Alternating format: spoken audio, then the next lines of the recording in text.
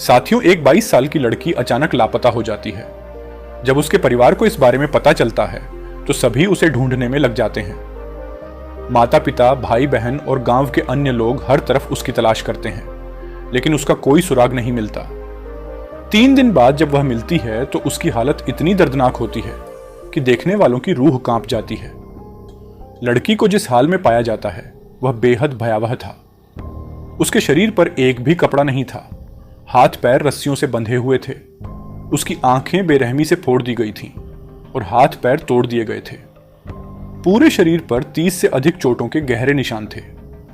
यह दृश्य इतना दर्दनाक था कि उसकी बहन मौके पर ही बेहोश हो जाती है और गांव की 2 महिलाएं भी यह देखकर चेतना खो बैठती हैं। जैसे ही यह खबर गांव में फैलती है, लोग बड़ी संख्या में वहां इकट्ठा हो जाते हैं। मामला सोशल मीडिया के जरिए दूर दराज तक पहुंच जाता है और प्रशासन के साथ साथ बड़े नेताओं तक भी इसकी गूंज सुनाई देने लगती है।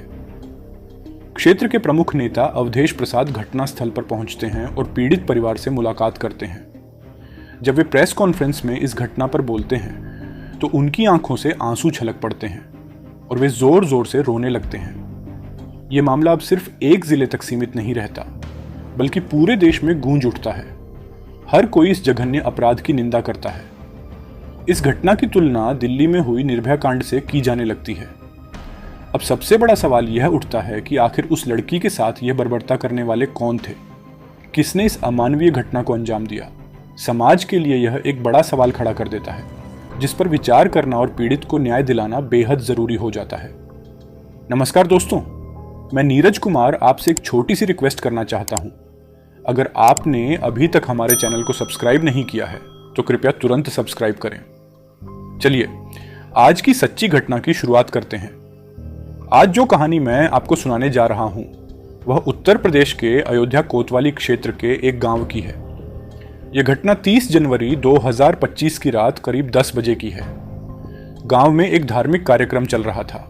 वहीं इसी गांव की एक लड़की, जिसकी उम्र लगभग 22 साल थी, अपने परिवार वालों को बताकर इस कार्यक्रम में शामिल होने के लिए निकलती है। चूंकि इससे पहले भी वह अकेले ऐसे आयोजनों में जाती थी और सुरक्षित लौट आती थी, इसलिए परिवार को उसकी चिंता नहीं हुई और वे सो गए। लेकिन अगली सुबह जब उनकी आंख खुली तो उन्होंने देखा कि बेटी अभी तक घर नहीं लौटी थी। पहले तो उन्हें लगा कि शायद वह किसी रिश्तेदार के घर रुक गई होगी, लेकिन जब आसपास के लोगों से पूछताछ की गई तो किसी को उसके बारे में कोई जानकारी नहीं थी। अब घर वालों की चिंता बढ़ गई। यह लड़की मानसिक रूप से थोड़ी कमजोर थी, हालांकि वह घर का सारा कामकाज करती थी।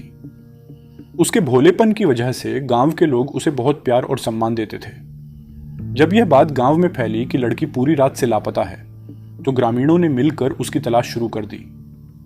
गांव के हर कोने, धार्मिक स्थल और आसपास के इलाकों में खोजबीन की गई, लेकिन उसका कोई सुराग नहीं मिला। जब काफी वक्त बीत गया और लड़की का कोई अता पता नहीं चला, तो गांव के कुछ लोगों ने सलाह दी कि इस मामले की सूचना तुरंत कोतवाली पुलिस को दी जानी चाहिए। परिवार के कुछ सदस्य और गांव के लोग मिलकर नजदीकी पुलिस स्टेशन पहुंचे। उन्होंने पुलिस को पूरी घटना की जानकारी दी, कैसे लड़की धार्मिक कार्यक्रम में गई थी और फिर वापस नहीं लौटी। परिवार ने पुलिस से गुमशुदगी की रिपोर्ट दर्ज करने और उनकी बेटी को जल्द से जल्द ढूंढने की गुहार लगाई। आखिर लड़की कहां गई? उसके साथ क्या हुआ? अक्सर ऐसा देखा जाता है कि पुलिस गुमशुदगी के मामलों को गंभीरता से नहीं लेती, और इस केस में भी कुछ ऐसा ही हुआ। जब परिवार वालों ने लड़की के लापता होने की सूचना दी तो पुलिस ने वहीं घिसा पिटा जवाब दिया, देखो कहीं आसपास ही मिल जाएगी।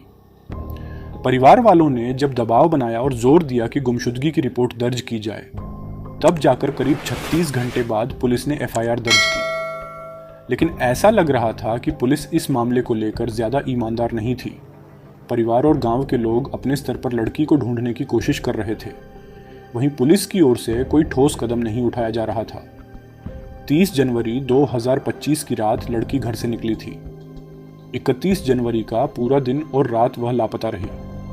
1 फरवरी 2025 की सुबह गांव के लोग और परिवारजन उसकी तलाश में निकल पड़े। गांव में एक स्कूल था और स्कूल के बाहर एक शौचालय बना हुआ था। जब लोगों की नज़र वहां पड़ी तो उन्हें खून से सने कुछ कपड़े मिले। कपड़ों को देखकर परिवार वालों ने तुरंत पहचान लिया, ये तो हमारी बेटी के ही कपड़े हैं।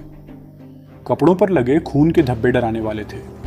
लोग खून के निशान का पीछा करने लगे, जो शौचालय से गेहूं के खेत तक फैले हुए थे।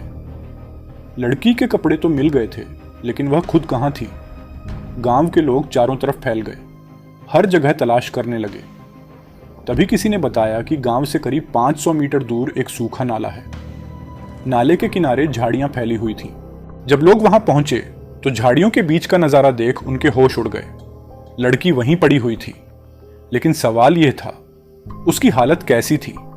क्या वह जिंदा थी या नहीं? दोस्तों, झाड़ियों में यह लड़की पूरी तरह से नग्न अवस्था में थी। उसके शरीर पर एक भी कपड़ा नहीं था और उसके बाद उसके जो हाथ और पैर होते हैं वह बंधे हुए होते हैं। लोगों ने जब गौर से देखा तो उसकी आंखें किसी ने नोच ली थी, निकाल ली थी। साथ ही जो उसके हाथ और पैर होते हैं उनको तोड़ दिया था। प्राइवेट पार्ट्स हो या फिर जो निजी अंग होते हैं, वहां से बड़ी मात्रा में ब्लड बह चुका था, जिसकी वजह से यह भी दावा किया जा रहा था कि उसका ज्यादा ब्लड बहने की वजह से उसकी मौत हो चुकी है। दोस्तों, जैसे ही खबर गांव में फैली कि लड़की की लाश सूखे नाले के पास मिली है, लोग दौड़कर मौके पर पहुंच गए। वहां जो दृश्य उन्होंने देखा वह किसी की भी रूह कंपा देने वाला था। एक महिला पत्रकार को बताती है, जब मैंने उस लड़की को करीब से देखा तो उसके शरीर का कोई ऐसा हिस्सा नहीं था जहां से खून न बह रहा हो। ऐसा लग रहा था कि उस पर बेइंतहा जुल्म किए गए थे। उसकी हालत इतनी दयनीय थी कि उसकी पोटी तक निकल गई थी। लड़की 4 बहनों में तीसरे नंबर की थी। जब उसकी एक बहन ने लाश देखी तो वह बेहोश होकर जमीन पर गिर पड़ी। गांव की 2 अन्य महिलाएं भी सदमे में आकर बेहोश हो गईं। जिस किसी ने भी लड़की की हालत देखी, उसकी आंखों से आंसू छलक पड़े। परिवार वाले रो रो कर बेहाल हो गए। गांव के लोग सन्न रह गए। हर किसी के रोंगटे खड़े हो गए। कुछ ही देर में पुलिस मौके पर पहुंची और लड़की के शव को कब्जे में लेकर पोस्टमार्टम के लिए भेज दिया। उसी दौरान क्षेत्र में विधानसभा उपचुनाव चल रहे थे। जब स्थानीय विधायक अवधेश प्रसाद को इस घटना की जानकारी मिली तो वह तुरंत घटनास्थल पर पहुंचे। उन्होंने परिवार वालों और प्रत्यक्षदर्शियों से बातचीत की। परिवार ने बताया कि बेटी की आंखें निकाल ली गई थीं।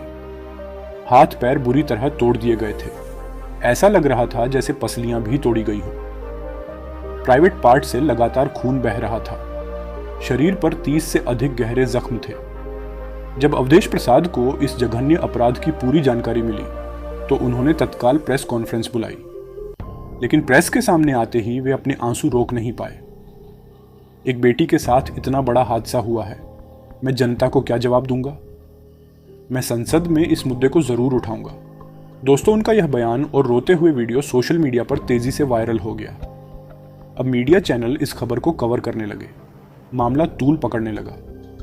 अब सवाल यह है, कौन थे वो दरिंदे जिन्होंने इस लड़की के साथ इतनी दरिंदगी की? यह मामला अब नगीना के सांसद चंद्रशेखर आजाद तक भी पहुंच चुका था। वे संसद में खड़े होकर इस बेटी के लिए इंसाफ की मांग कर रहे थे। मैं मोदी से जरूर पूछूंगा कि जब तुम बेटी बचाओ, बेटी पढ़ाओ की बात करते हो तो इस बेटी के लिए क्यों चुप हो? अब सरकार और पुलिस प्रशासन पर दबाव बढ़ने लगा। बड़े राजनीतिक नेताओं ने भी इस पर अपनी प्रतिक्रिया दी। राहुल गांधी ने इसे कानून व्यवस्था की विफलता बताया। प्रियंका गांधी ने इसे महिलाओं की सुरक्षा से जोड़ा। पूर्व मुख्यमंत्री अखिलेश यादव ने सरकार पर हमला बोला। स्थानीय सांसद भी इस मामले की जांच को लेकर सक्रिय हो गए। अब अधिकारियों की टीम मौके पर जुटने लगी।